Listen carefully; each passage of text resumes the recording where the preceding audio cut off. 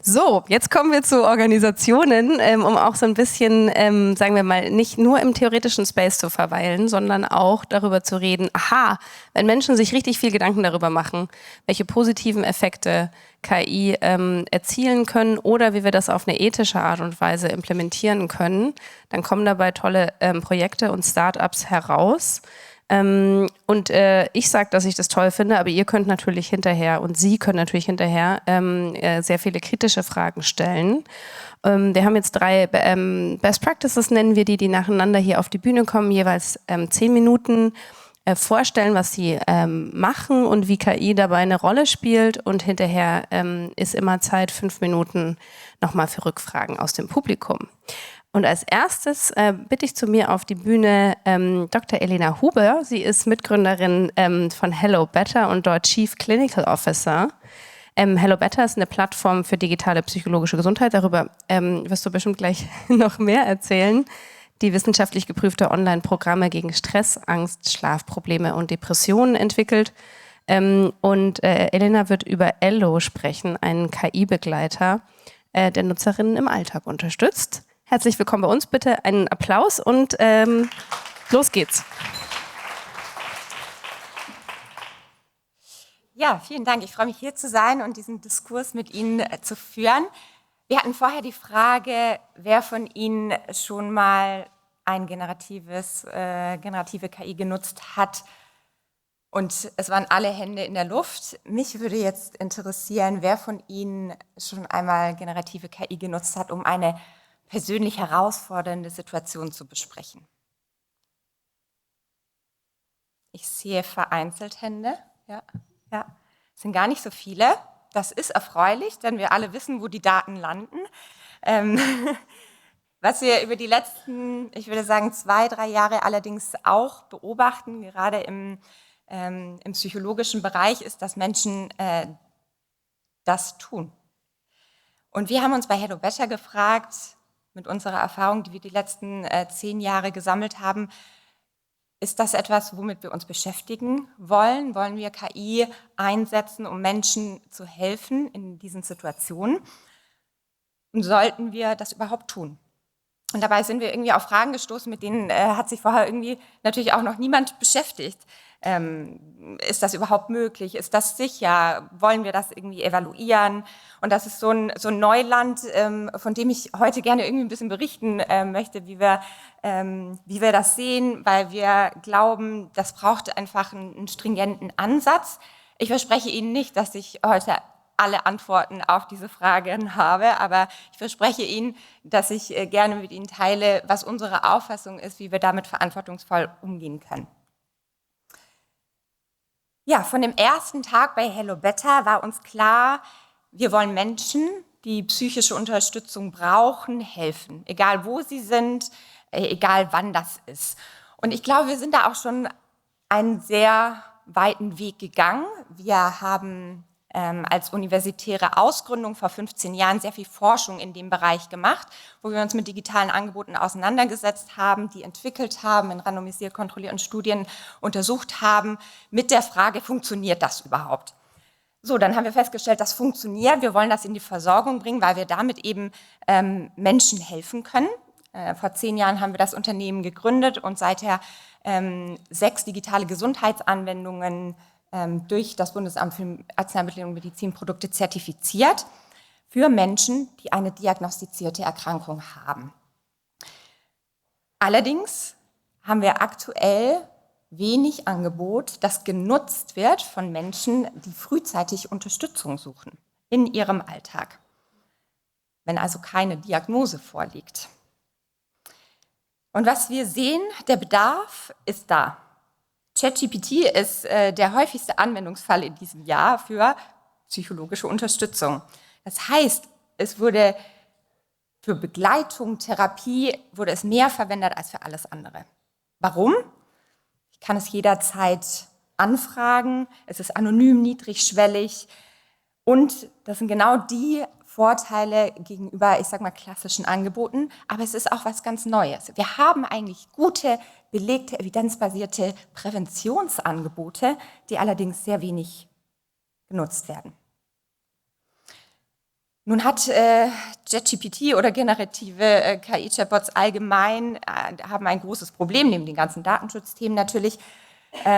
Sie sind nicht für den psychologischen Bereich ausgelegt. Sie übersehen Warnsignale, sie geben manchmal schädliche Ratschläge, sie stimmen einfach oft zu. Das heißt, sie wurden auch einfach nicht mit der Expertise und Sicherheit entwickelt. Und die Konsequenzen, die kennen wir alle, wir kennen die Meldungen, was die Herausforderungen sind.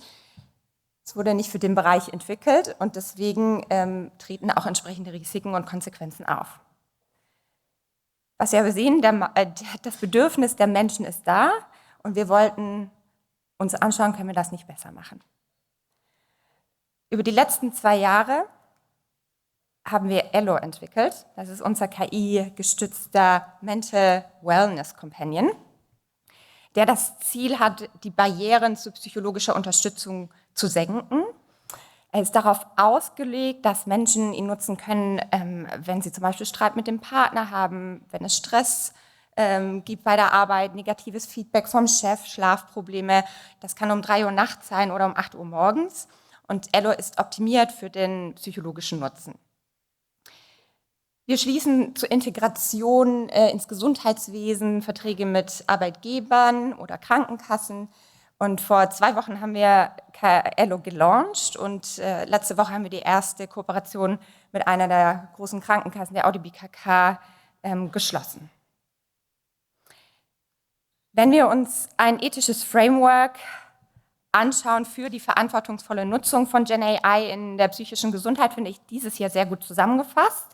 Das wurde auch vor kurzem veröffentlicht in einem Peer-Reviewed Journal und definiert so 4 ethische Kerndimensionen und thematisiert die großen Kernpfeiler Datensicherheit, Informationsintegrität, Fairness, Nutzersicherheit und auch ethische Governance.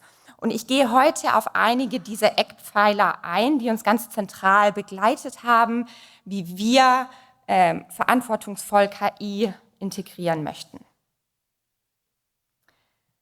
Die Grundlage von allem ist ein Zusammenspiel von KI und Psychologie-Expertise, weil wir nur so gewährleisten können, und ich fand das auch ganz schön formuliert von Ihnen, Frau Professor Zimmermann, dass nicht alles technisch Mögliche auch psychologisch sinnvoll ist oder sicher ist. Und ohne diese Verbindung, dass wir uns darüber Gedanken machen, riskieren wir, dass es entweder ineffektiv ist oder vielleicht auch potenziell schädlich sogar.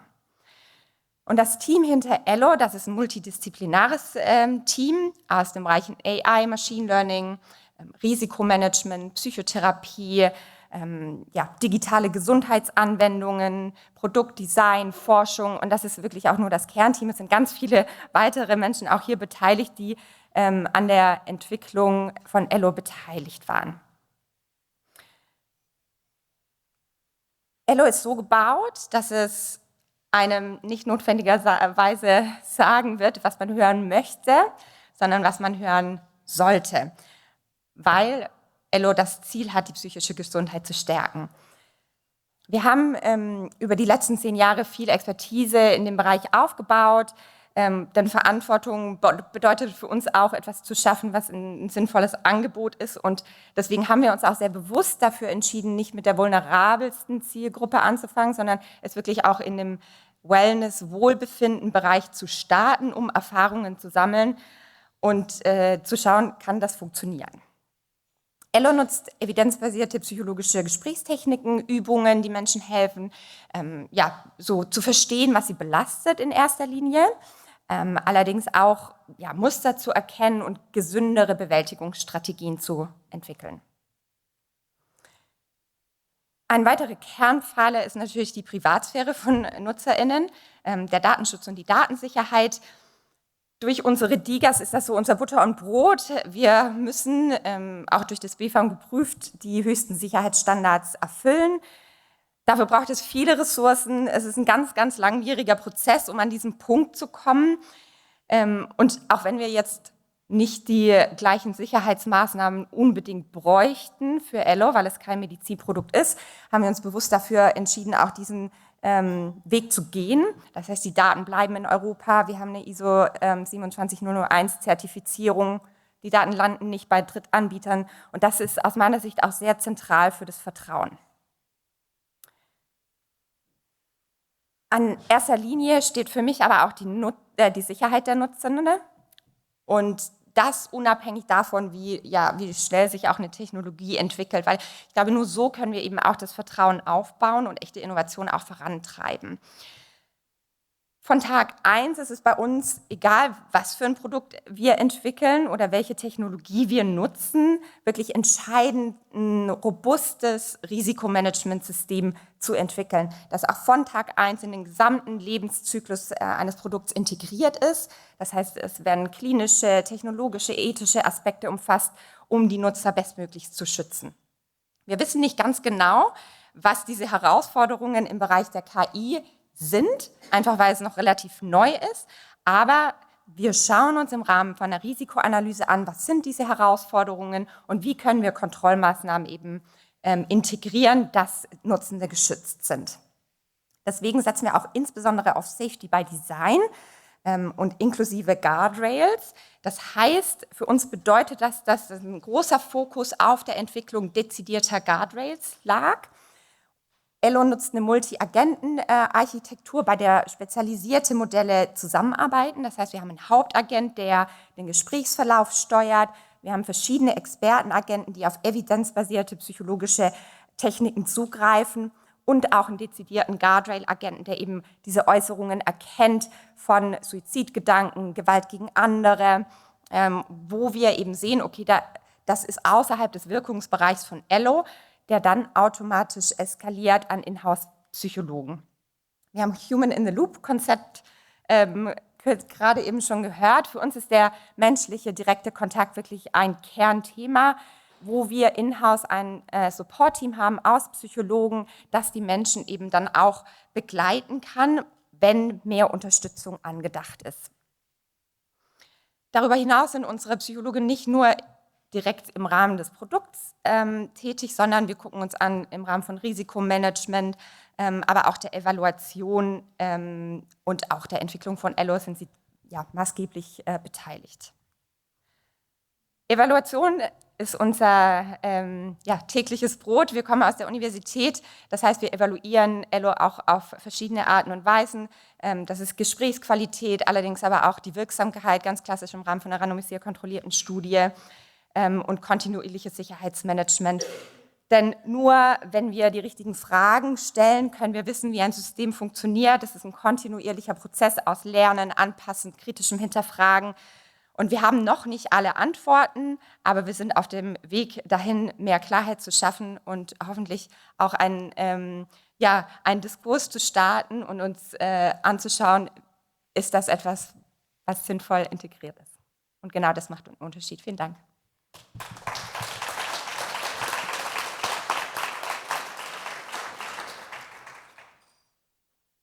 Ich stelle mich hier mal an deine Seite und gucke in die Runde. Vielen, vielen Dank.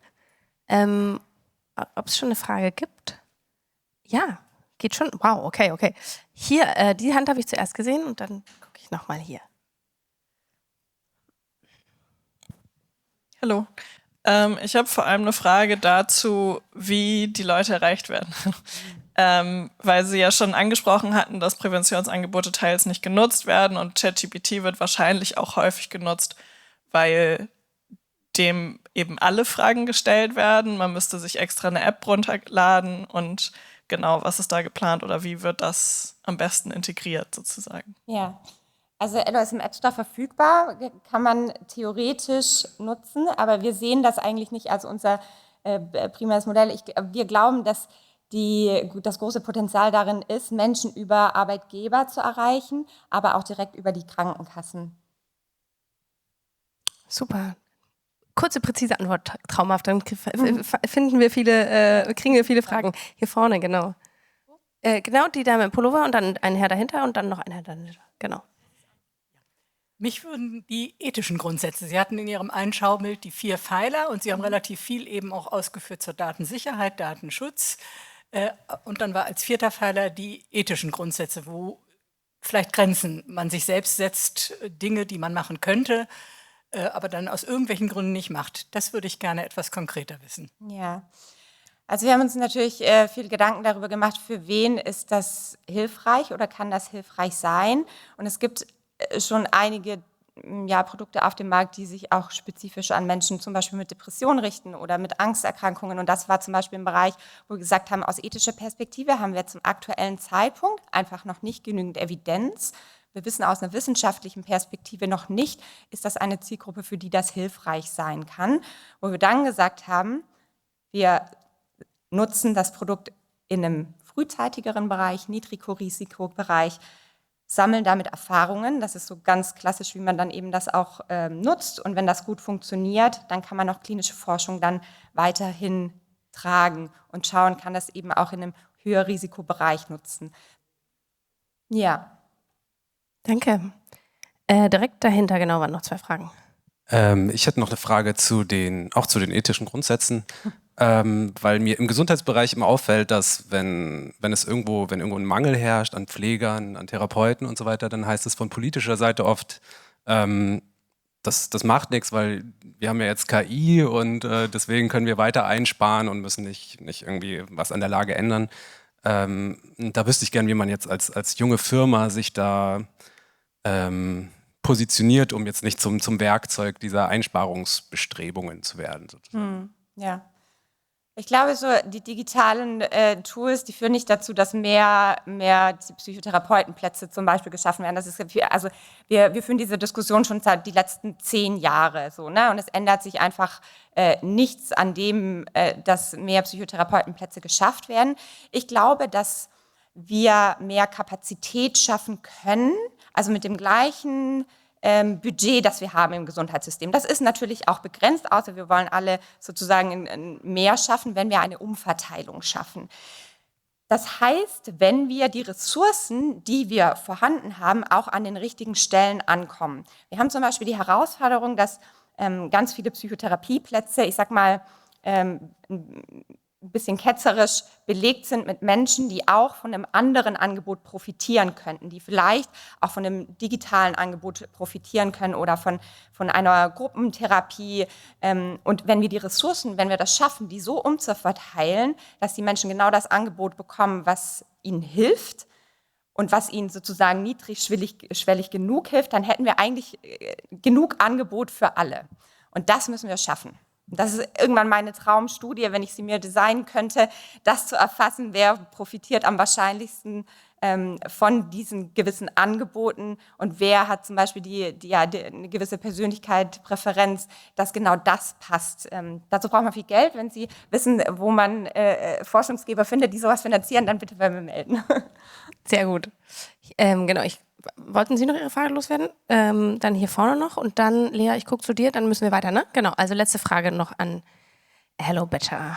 Genau, hi. Ich hätte eine Frage zum Datenschutz hier vorne.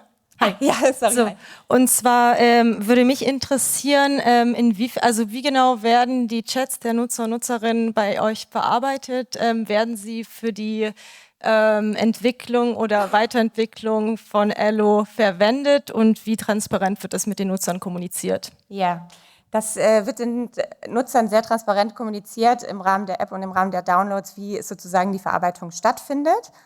Wir werden diese Daten nutzen und auch die Gesprächsdaten nutzen, um die Gesprächsqualität zu verbessern. Erstmal werden wir sozusagen das evaluieren und schauen, okay, in der Forschung ist es so, man nutzt ein Evaluationsframework und setzt das auf, um zu evaluieren, wo stehen wir eigentlich? Wie ist denn die Gesprächsqualität von Ello? Und da muss ich mich erstmal fragen, okay, was macht denn ein gutes Gespräch eigentlich aus? Ist es, dass es empathisch ist? Ist es, dass es hilfreich ist? Und auf diesen Kriterien haben wir ein Evaluationsframework entwickelt, um das sozusagen zu erfassen.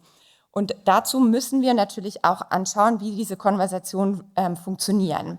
Das heißt, wir werden diese auch evaluieren, da arbeiten wir auch mit Psychologen zusammen, die sich das eben auch dann anschauen. Aber es gibt auch noch andere Möglichkeiten, sozusagen die Qualität von Ello zu verbessern. Aber das ist eine Möglichkeit. Und die Daten werden alle in Europa gespeichert. Das heißt, es wird auch nicht dazu verwendet, irgendwelche generischen KI-Modelle zu trainieren. Wir teilen die nicht mit irgendwelchen Drittanbietern, sondern wirklich, es fließt in die Verbesserung von Ello mit ein. Einen großen Applaus, herzlichen Dank. Vielen Dank für dieses tolle Beispiel. Danke. Genau, im Anschluss das nächste Projekt, das wir Ihnen gerne vorstellen wollen und euch, heißt The Pearl. Eine App für, ich switch jetzt in English because the presentation is going to be in English. The Pearl is an app for emotional self-reflection and AI-powered psychological support.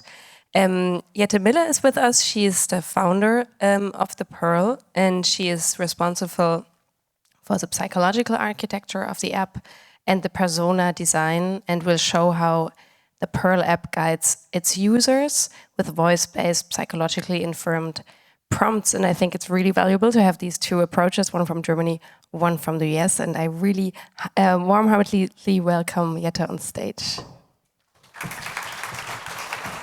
Thank you so much. I normally sit in a room with one person and talk about their unconscious material, and it's very exciting to be in this room. Thank you, Maria and Eva and Lea, for creating this community around reflections on AI. I think it's so valuable and very rare for me. I live in Los Angeles, and there's a very different discussion, so I feel excited about the demystification. This afternoon seems to be demystification of AI, my favorite topic, and then also the re-enchantment of the human. And sitting with humans as a coach and therapist, I'm really so enchanted with humans every day, their deep intelligence, and I'm very curious when we are talking about AI, what is our emotional relationship? And I want to invite you to reimagine your relationship to AI, and I think you already did that in all these beautiful contributions of the afternoon. When you ask yourself personally, what is your emotional expectation to AI, right? In Silicon Valley, I would say, we're very clear about it. AI is the all-knowing God. It may be consciousness, it's a superior intelligence. And I think that's pretty far out for me. My first projection onto AI was the devil. I thought it's a kind of very Luciferian energy and Dionysian energy. It's kind of Lucifer as a mythological figure, and I'm a depth psychologist, so I work in metaphor and symbolic language as a therapist. So I saw AI as, potentially Lucifer, who's the light bringer and holding up a mirror to us. And I think we experienced that in early technology design with social media. It was already kind of a mirror, right, of our unconscious. A lot came up, I think, that we collectively didn't expect from this technology design. So I came to technology design very counterintuitively. I wrote my thesis on technology addiction and how depth psychology and psychology could inform the treatment of technology addiction when it wasn't even coined. And then I researched a lot of technology design of the first generation, and I realized that it was actually intentionally designed to create addiction. So if you're a startup in the US, which I was for a while, it's very tricky ethically, so I'm no longer a startup. But when you are trying to raise money, the parameters of the venture capitalists are please build an app and try to get people to use this app every day and as long as possible. So as a psychologist, obviously, this is deeply problematic because you don't want anybody to engage with therapy or anything that is spiritual, sacred, tending to the soul every day and often. And a lot of people do that with ChatGPT, as you mentioned, Dr. Heber. It's the #1 user case for AI. So let me see if I can work this. Yes. So I'm really interested in our projection onto AI. Is it really the logic that we see in AI, or is it the magic? Steve Jobs always talked about magic, right? The really early technology design. And I had this experience when I started out building a large language model together with my co-founders, Calvin and Bryden Jarris and Alice Nathu. I met them because we really shared the passion for building technology design that has a human at the center, right? That would actually serve the human and communicate with the human in a way that doesn't create pathology. And I really admire your work because it is so hard to test these tools, and they are very tricky. So I want to just guide you through my experience with building a large language model that is the Pearl. And we build it as a subclinical tool and also as a preventative tool because we thought it's way too dangerous to create an AI therapist, because people will basically project a therapist and a human onto an AI therapist. And as you I'm sure experienced this, is very problematic because we as humans love to project onto objects. You know, when you're a child and you have a little teddy bear, you actually believe that this teddy bear is real and it can really help you through deep trauma. So our imagination, which is the magic, is really powerful. And when we engage with technology, I believe as a psychologist, if we really engage with magic, with our imagination and our projection. So we already mentioned, you know, AI is here to stay. That's a sentence that I always hear, whether you like it or not. And I'm like, okay, that's also an interesting statement. Maybe we pause for a moment and see what this technology is. How do we want to build it? Why do we want to build it? And most importantly, what language do we want it to speak? Because not only do we train an AI when we prompt it, but the AI trains us back, because in every communication that you have, you know, with your family, friends, the books you read, the poems, the music, the lyrics, they will all really sink into your unconscious, and they will influence how you talk to your friend, your family, your lover. So let's pause, I would say, if I look at this. Social media was already kind of a slow burner, but this is a very extreme pace for new technology. So Goethe in 1797 already said in his Zauberlehrling, I'm sure you're all familiar with it, of course, don't use magic if you don't understand magic. But that's what we've been doing fiercely in these last 2 years. Not a good idea, and he wrote that in 1797, which is kind of wonderful. Another person that really influenced my work is Hermann Rorschach in 1921. He built the first diagnostic technology. It's an ink plot. You can make it with your kids. Everybody reacts to an image in a very individual way and also in a very universal way. So all of you will see certain things in this image. Some see a butterfly or a moth, and others will see a creature or someone holding 2 parrots and so on and so forth. So this was an actual diagnostic tool, and it shows you how the imagination and your unconscious is really telling you a lot about someone's personality constellation, and it will really inform how you see the world around you. And there is some new research by Harvard professor Saltman, and this is really early research, but maybe, you know, some research suggests that way more of our decision making and how we perceive the world is happening in the unconscious. Of course, it makes me happy as a depth psychologist, because we believe you have to make the unconscious material conscious for a human to constellate and integrate their mental health struggles or just simply challenges or the confusion about who we are as humans. Another big influence of my work was the work of C.G. Jung, one of the godfathers of psychology. I think he came across really beautiful concepts that are still really important for us to learn about, one of them being the transcendent function. And the transcendent function means that you hold the tension of the opposites and the third will emerge. So for me, the third is technology. And if we build reasoning, or we attempt to build reasoning right now, I think we're just building large language models, but they're being marketed as reasoning models.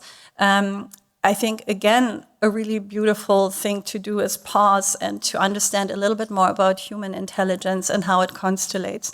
So there's an extraordinary thinker, psychiatrist and neuroscientist, Ian McGilchrist, who studied the human brain for many, many years. And he found that obviously, you know, there's a left brain hemisphere and a right brain hemisphere, and they are working together in our reasoning process. So one, we would project onto the logic, the left brain, right? And it's all about science, reasoning, empiric information. And then the right brain is the imagination and the unconscious. It's the magic. But I think what's really striking about his work in a nutshell is that they are working together in unison, and only with the right brain hemisphere actually giving context to the information we take in with the left brain do we have quality reasoning. If someone is injured and they lose their right brain functioning, they become delusional. The other way around, they are really capable to keep on living. And I think that's really interesting when we think of how do we train AI. So a lot of the big language models out there in the market, when you engage with them, you can tell really fast that they've been trained by left brain functioning. I think it's interesting also from a perspective of a psychologist, what is the constellation of the people that are building these machines? So you have a lot of engineers, they are very strong in their left brain functioning. Some of them are Asperger, on the spectrum of Asperger, or highly Asperger and highly autistic. I think it would be absolutely fantastic to find out what Sam Altman's personality constellation is, because he's very influential in how he trains a tool that trains us. So me personally, I'm not interested to become, more on the spectrum than I already am somewhere. The problem with this training on the left brain function is the reinforcement loop. And a reinforcement loop meaning we're facing now the problem of sycophancy. So that is a really heightened language loop that you engage with when you engage with these large language models that actually just affirms the same perspective and the same feelings and thoughts that you have, and keeps you in a loop that is repeating it until you lose the sense of reality. In the most extreme case, we see it as this new appearance of AI psychosis. It's basically when you're talking to someone, you can imagine it talking to a human, they keep affirming your projections, your catastrophic thinking, you keep repeating it. It's also something that we find in propaganda that works really well. You repeat the same content to a brain, at some point it will acknowledge it, even if it's completely not rationally making sense, and definitely not ethically making sense at all. The Pearl that we built was built to help people to get to know themselves better on a deeper level and to be able to communicate. So it's kind of ironic, right? We have these large language models. We don't really understand their communication style. So we started out as an art collective, an interdisciplinary art collective, and thought, how does a large language model show up when we use metaphoric and symbolic language in the training? So I lent the model my voice. It was also an interesting process. And then we trained it on a wisdom library and approaching the whole process of limiting the input. If you imagine ChatGPT, all of the internet is in there and a lot of information that doesn't necessarily make a high-level intelligence if we want to talk about intelligence. So the Pearl stimulates your right brain, your creativity. We know that any innovation, any creative process, whether it's in science or in spirituality, needs creativity. And so we're trying to stimulate it with a certain language, and that would also improve productivity in my eyes more than staying in the left brain and just repeating information. So while you have the sycophancy problem with a model like ChatGPT, you're staying in a realm of projection. The Pearl helps you to reflect. And when two humans reflect with one another, they have a great chance to shift their perspective on a topic. That's what you guys been doing all afternoon. And that's why it feels so satisfying and wonderful to be in the presence of humans that shift perspective on each other. This is how we also generate reality and a shared understanding of reality, which I think needs to be protected in a time like ours. So we have to be very specific about the perspective of AI and the language that it speaks. To that point, the projection of the all-knowing God with the Pearl, we thought, why don't we prompt it as a lifelong student instead of the expert? Because when you talk about mental health, right, it's very complicated when there is an expert in the room. A therapist would never say, I'm the expert of your unconscious or the expert of your family system. That is a very dangerous thing to do. And most of the models, definitely ChatGPT immediately does that and drives you further and further into delusional thinking patterns. I see large language models more as muses and oracles. I think that's a great projection to have. They can muse us and stimulate us, but as someone said before, we are the creator, we are the creative mind, and we're just using a tool. And I think it's also beautiful to think about in a transhuman moment of time to not dismiss the human just because we're in a collective crisis and maybe a spiritual crisis, that we don't dismiss our own qualities and our own intuition. I think if we train it, we can regain it and maybe lean into it more. So again, the problem of sycophancy, of agreeing with someone to a default, to an extreme of delusion, potentially. Oh, okay, I'm done. Sorry, I can talk about this all day long, and I'm not a public speaker, but yeah, if you have questions, I'm happy to answer them. Oh my goodness. So thank you so much, Jette, and I look into the audience. There's a question. I also have one question, but I will let you go first. The example of HelloBetter, it was said like we are giving this away in over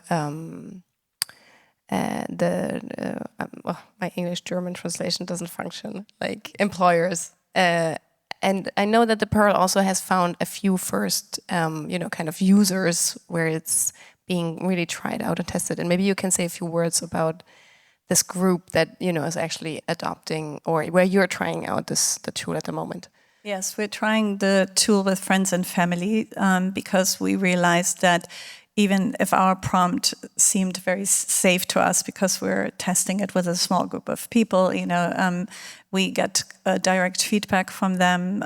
We are seeing a lot of benefit from actually anonymously engaging with a tool like AI. I'm a big supporter of, I think in-person therapy is like the gold standard of, it's very necessary. It can never disappear. It would be detrimental. But there is a supplemental quality in AI that people describe, that they can confide in it about things that it would normally not confide in a therapist. Definitely me as a therapist would be hesitant, to describe my personal mess to my therapist. So it's interesting to observe that. A lot of people have hesitancy to use it, which is also makes me happy because it means that they're taking care of their data and we are building towards ethics, but we can't guarantee it right now. In the States, you can't fully create an hermetic environment at the moment. That's why I'm excited that in Europe, everybody's so awake to that. Thank you. So that's your question.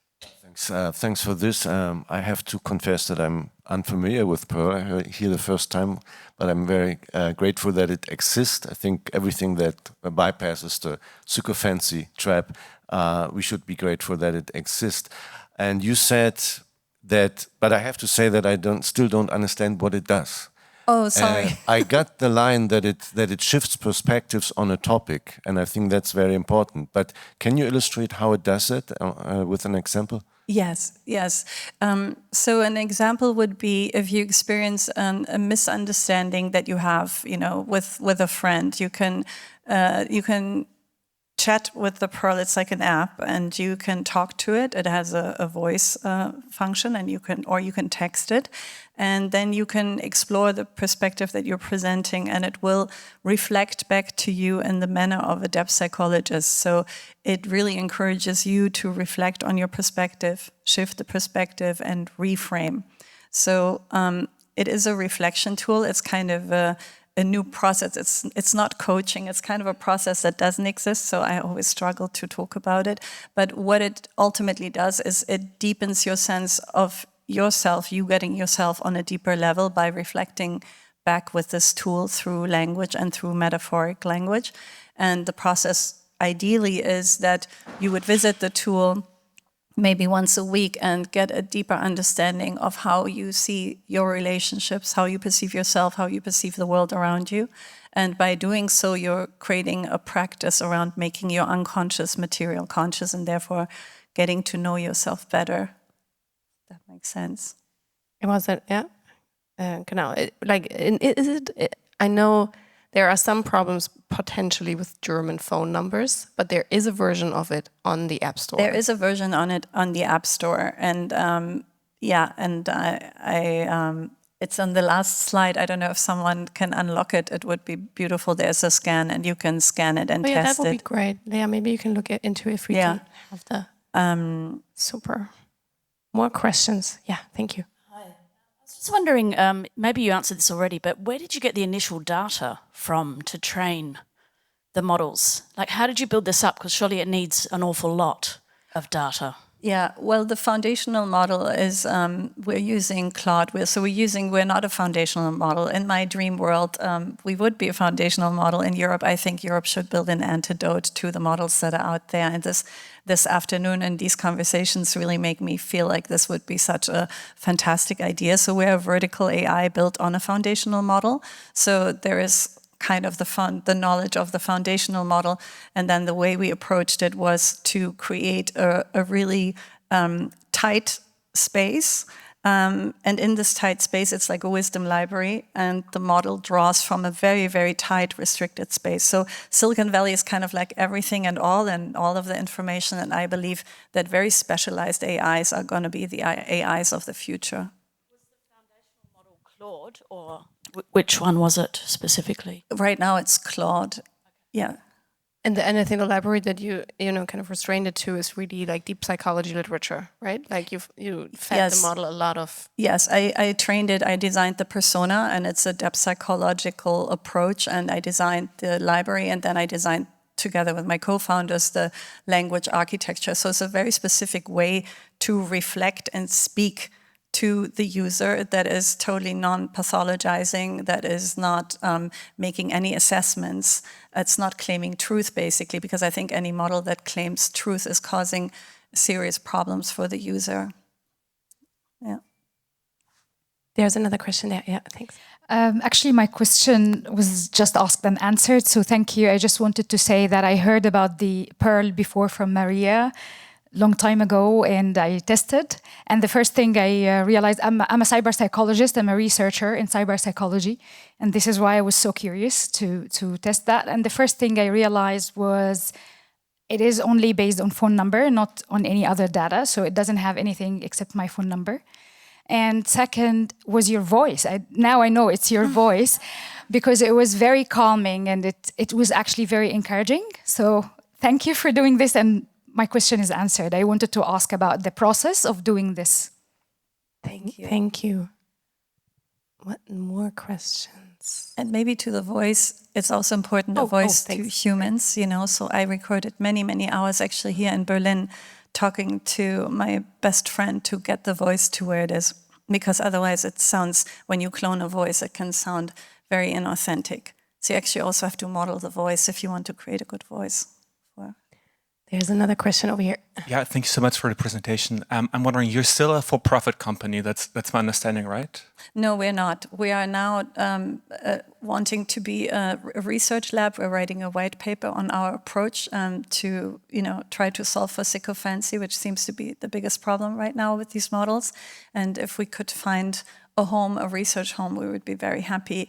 I think we realize that with venture capital, it's completely impossible to maintain ethics. And they asked me to be the ethics face of the company when we were, being approached. And I think I can't really, do that. Yeah, that's so interesting, because I was really trying to understand more how you balance this tension between maximizing maybe user engagement and then also, the goals of the app, which might be detrimental to keeping people on the app.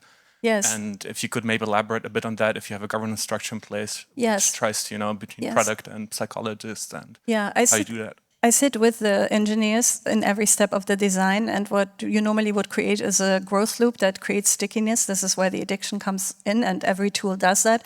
And I restricted that we would ever do this, and the team respects that we look at every step from a psychological perspective, and we're not creating any stickiness. So we're not nudging the person, or we're not creating a pseudo-human relationship to the user, which is also very dangerous, because then you think you have an AI girlfriend when you have no girlfriend in reality. Jette will be here during the break, so please approach her and talk about it. And maybe also, we can foster good connections between Germany and the US at this point in time. And thank you very much for being here. And I will. Thank you for having me. Thank you so much.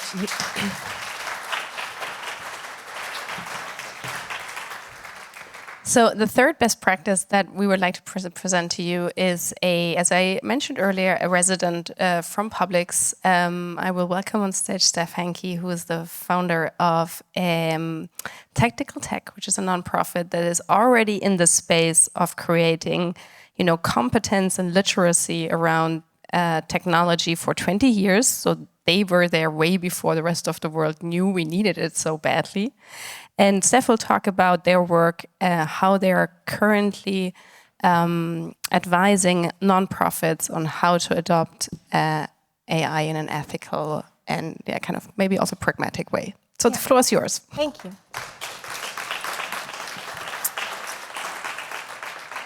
I've got the unenviable position of standing between you and soup, so I'll try to be succinct. Thanks for the introduction. And yeah, this is nice to be... Actually, it's the first time I'm on the stage at our home here at Publix, so that's really nice to be here. And I want to talk about a project quite different from the ones you've been listening to, maybe not personal psychology, but maybe more organizational psychology. To AI or not to AI is what it's called. So yes, as Maria said, we're an organization that I'm the co-founder of, Tactical Tech. We've been working on the impact of technology on society since 2003. That does date me quite a bit, I'm afraid, being the co-founder is still here. But still, many things are new about those technologies, many things are the same, and it's kind of interesting to be a part of these discussions over all these years in all these places to see which things are new and which things are different. We're an organization that does all kinds of things, but mostly what we do is find ways to engage people in helping them navigate how technology changes their lives. We do this in a professional way, but also with the public, and we're kind of known for our creative interventions, where the exhibition around the corner is one example, but where we find ways to go into all kinds of spaces, schools, libraries, museums, cultural centers all over the world, working in over 90 countries, to find ways to scale up how we build literacy. Obviously, one school at a time, one museum at a time, one room of people at a time is quite hard. So we've worked quite hard to find ways to scale that over time. We also do skills building and do a lot of kind of self-learning materials. But I'm going to talk rather about this that we've been discussing already all afternoon. And maybe we'll see how it looks in the room. We already did quite a lot of hands in the air, virtual, non-virtual Mentimeter Slido, so I'll do that again, maybe. Let's go full human, just with hands. So questions. How many of you use AI? Because you've heard a lot about these uses in the last few hours, but maybe not about your use. How many of you use AI as a time and money saver? Put your hand up if you think you're using it like that. Okay, that's nearly all of you. Oops, I meant to go back there. Let's see. How many of you use it as a superpower? Kind of extra skills that you need, like things you're not good at, like German, like my German. Good, so quite a few of you as well. And the last one, how many of you use it more like a companion, a bit more like the examples we heard earlier? Perhaps less so in this room. Actually, a lot of, good, using your own product. But actually a lot of use, as you probably heard, is from young people as well. So maybe that's indicative. How many of you trusted the answers that you got when you used them in these ways? How many of you trust them? There are only a few hands in the room, mostly not. Okay. I have two more questions. One, how many of you are honest about the way you use AI? Oh, some honest people, but some not so much, yeah. I don't mean today, I mean in general. Like, a lot of us are hiding the way we use AI, right? We feel there's a little bit of weird guilt or a bit of a strange feeling when we use it. We don't really know why. And the last thing is, because it's going to be relevant later, how many of you have clarity in your work about when you should and shouldn't use it? I mean, like, from a professional perspective. Okay, some, but not all. Okay, good. I'm really looking forward to hearing, for those of you who've figured it all out. 1 second. Let's see, it's quite a difficult one. So as you already heard, like lots of ways that the AI has been used. This is a different list than you saw earlier for a very specific reason, that this list is actually showing the way AI is used the most, but not when you actively use it, when you passively use it. So this is why it's a different list. You saw before how important companionship and therapy and so on are. But actually the reason why writing and editing and information search is so high on these researchers is because it's embedded in the tools that we're using all the time. And the reason I highlighted those two is because it's very important for everybody in the room. If you're a journalist, this is either what you do or it's what your audience does. And so it's definitely something that's affecting journalists and media in all kinds of ways, like you heard today. Maybe just focusing on the second one about your audience. I think, again, some of you know this, but maybe there's something more specific here. Thinking about what it's like for the audience. Sorry, let's get my notes because I can't read from here. It's too far away. So yeah, how is this first image shows how news spreads about false claims. So how many of these chatbots are spreading false claims around news? And so you see that, I don't know if you can just about see the names on some of them. It's quite far away for many of you. At the very least, you see there's a very long blue line, which means most chatbots repeat false news. ChatGPT is about in the middle there, by the way.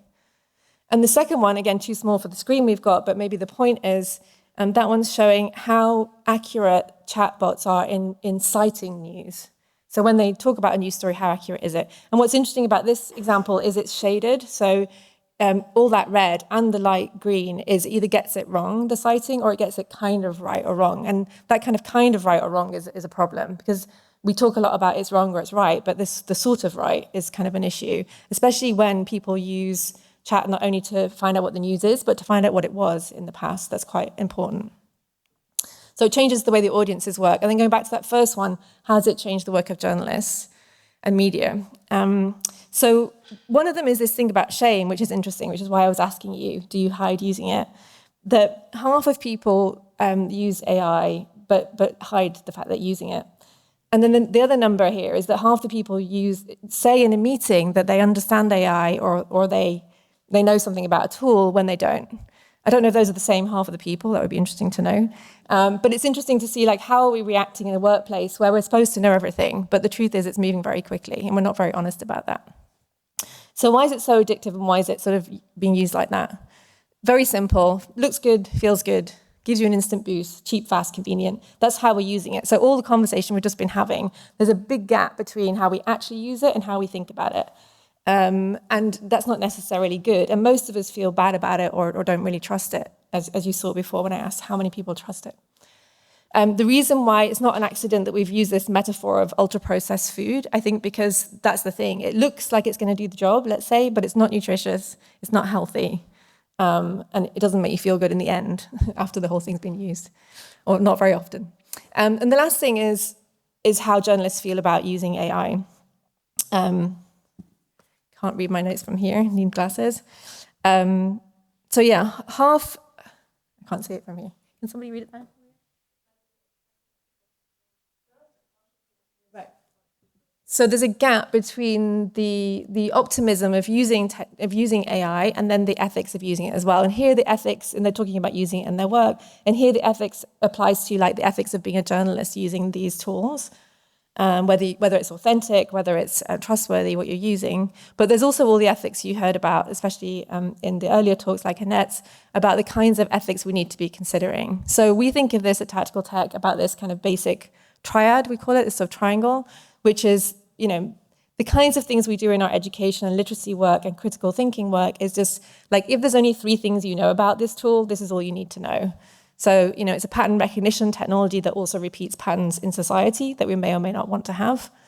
That it's got a brutal materiality, actually, not just a virtual one, which is both obviously environmental, but also on humans. And then at the same time, there's a massive data dependency, which isn't just about accumulating data, which we've heard obviously quite a lot about, but it's also about important things like security and privacy of your information as well, that people don't really think about.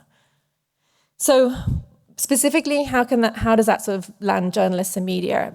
I think there's 4 things that are kind of a tension for groups. One is how it's used internally, and then the ethical implications and how that's spoken about externally. So do they or don't they put out information about how they are using AI? There's the problem of public confusion or audience confusion, let's say, around information and data, and the impact on the business models as well of media groups when that's kind of changing so much, both in terms of their staff internally, but also externally in the environment. Are people reading anymore? As most of you know, and the examples earlier today, people are not even reading news, they're just going to the AI synopsis of the news. What does that do to journalism? So yeah, that's our workshops, to AI or not to AI, we call them. And what we do is we work with teams, mostly within organizations, to help them figure these things out. partly through things like workshops, but partly through things like interventions at retreats and so on, conferences. And what we're doing really is sort of helping them figure out this new balancing act they have to consider. So one is, how can we help them figure out their own guidelines based on their own organizational ethics, their own organizational values, and the values of the team?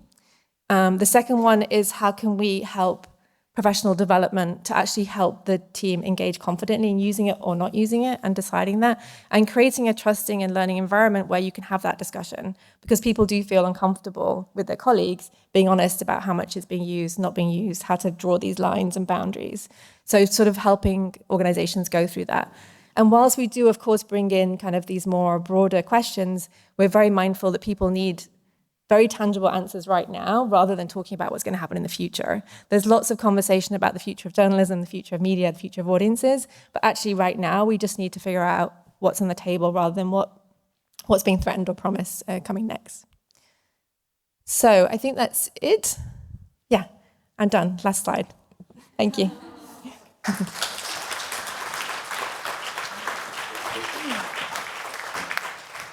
Thank you so much, dear Stephanie.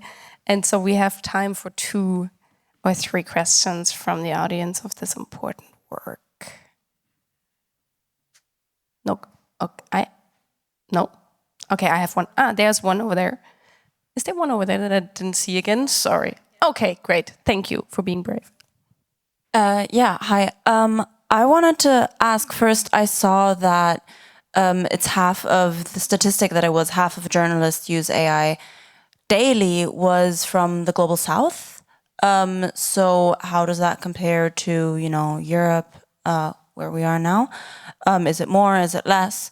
And do you have any idea why that is? Because so far, my intuition would be like, oh, in Germany it seems to be less, but maybe I'm wrong. And then my second question is with the use of AI. I mean, that's not something that we as writers, as journalists control. Like, it just is embedded. It is like an automatic function that people have to opt out of. It is not an opt-in, it is an opt-out. And most people don't know how to opt out, or they can't opt out. If you search for something, you just already have it. So just the AI thing there. So where, for us as writers and journalists, like, where is the power to handle that? What do we do with that? Because we don't have a choice on whether or not, like, people see AI summaries of our writing. Thank you. Yeah, hi. I don't know the number for Germany, but I think the thing is, first of all, most people are using it in their work, not just journalists, but almost everyone. And I think that the kind of important thing is to think about why people are using it at that scale. And I think that you heard it many times earlier, basically where there's a lack or often not enough funding or not enough resources, and journalism and media is obviously under pressure. So I think a lot of journalists are using it because they don't have interns, they don't have assistants, they don't have research time. I mean, journalism has always been a very fast-paced profession, but now it's under a lot of pressure financially. So I think that's why a lot of journalists, that's why I asked about the time-saving kind of extra superpowers that we all need.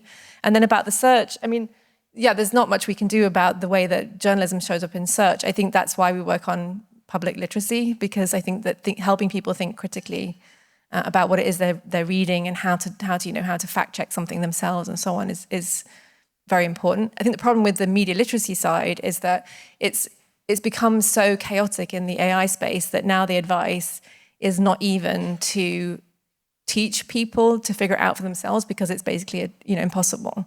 We've reached the point where, like, if you think about fake news or fake images, we've reached the point where it's impossible to try to educate people to figure it out. It's already gone past that point. So I think in the literacy sense, it's becoming not only difficult for journalists, but difficult for the public as well. And we need completely new ways of thinking about it. There was one question here. Hi, I really enjoyed your presentation, and my question was also going into that direction, and also to the pressure that media outlets right now are facing due to the fact that, for example, there's a loss on traffic for journalistic content because it is being in competition with for example, Google AI overviews, and how, if you're working on that, if you have future projects on that, I would like to know more about that. Yeah, maybe one example I could give is we've been working on a project called, it's slightly different from what I've just shown now, but it's called the Replay Book, and it's looking at the overlap between the information crisis and the climate crisis. And in that, looking specifically at something like how do search returns change the way people learn about climate, because it's almost a bit easier to think about when you start thinking about specific examples. And the Replay Book we published it in September, it's available on the internet, you can get it for free. And in there, we've highlighted and showcased 30 different approaches to how to respond. So it's quite practical, and it's based on all kinds of people, journalists, researchers, technologists, and sort of more creative side, more business side as well, about how to respond. So that might be a useful resource for anybody who's interested. Thank you so much. Thank you so much, Stephanie. Unfortunately, we have to close now, so everybody has the chance to grab a soup before we are going into our last panel discussion on stage. Thank you so much for being here. A warm applause for Stephanie.